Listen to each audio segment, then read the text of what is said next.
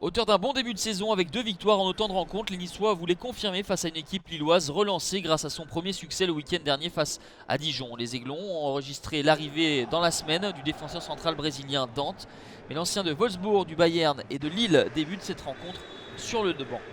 Le début de rencontre est justement à l'actif des Niçois qui vont tout de même laisser un espace à Morgan Amalfitano qui résiste face à Paul Baïs, et ensuite il faut l'intervention de Cardinal pour repousser le danger. Frédéric Antonetti n'est pas serein car il y a de la suffisance dans les transmissions des Lillois. Le ballon subtilisé dans les pieds d'Amadou avec le but de Vincent Cosiello dès la 3e minute de jeu. Le bon pressing d'Alassane Plea de Vincent Cosiello qui s'en va ensuite défier Vincent Enyama et remporter son duel. Premier but de la saison pour le néo-international espoir. Vincent Enyama ne peut intervenir.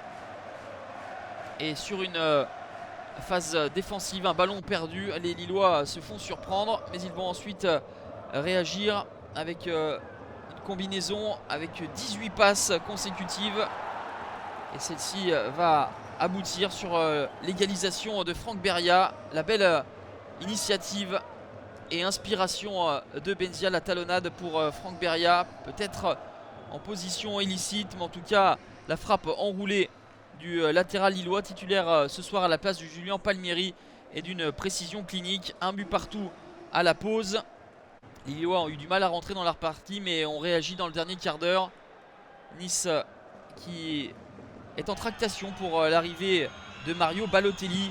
Les Niçois vont disputer la Coupe d'Europe. Ils connaissent leur groupe désormais avec Schalke 04, les Red Bull Salzbourg et Krasnodar.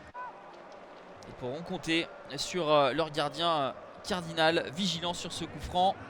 Et passer cette alerte, les Niçois vont retrouver leur jeu dans les petits espaces qui faisaient leur force la saison dernière. La frappe de l'ancien Lensois William Cyprien est repoussée par Vincent Enyama.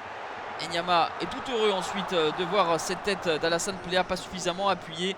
Au fil des minutes, Nice essaye d'insister, mais les Lillois restent offensifs par à coup avec ce centre de Sébastien Corchia repris par la tête de Nicolas Depréville qui venait de faire son entrée en jeu. La tête de l'ancien Rémois s'écrase sur la barre transversale d'un Johan Cardinal battu sur ce coup-là, et quasiment dans la foulée on était tout proche du 1-0 lillois, on était tout proche par la suite du 1-0 niçois.